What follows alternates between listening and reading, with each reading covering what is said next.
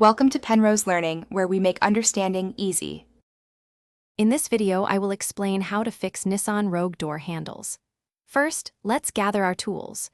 You'll need a Phillips head screwdriver, a flathead screwdriver, a 10mm socket wrench, and a plastic trim removal tool. Having these items ready will make the process much smoother. Ensure you have a new replacement handle ready too. This guide will help you restore your door's functionality in about 1 hour. Now, let's begin by carefully removing the interior door panel. Use your plastic trim removal tool to pry off the trim pieces and then unscrew any visible screws. Gently detach the panel, being mindful of any electrical connections. Once the panel is off, you will see the handle mechanism.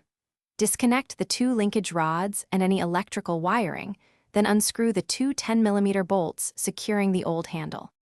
With the old handle removed, it's time to install the new one.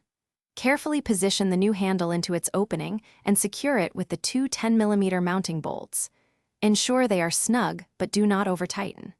Next, reattach both linkage rods to their correct points and reconnect any electrical connectors. Before putting the door panel back on, test the new handle's operation from both the inside and outside. For the final steps, carefully reattach the interior door panel.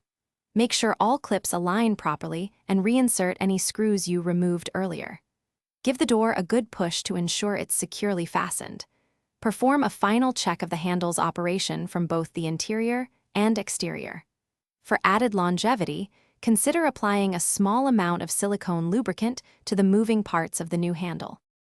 Thanks for watching. If this was helpful, leave a like and consider subscribing. See you next time.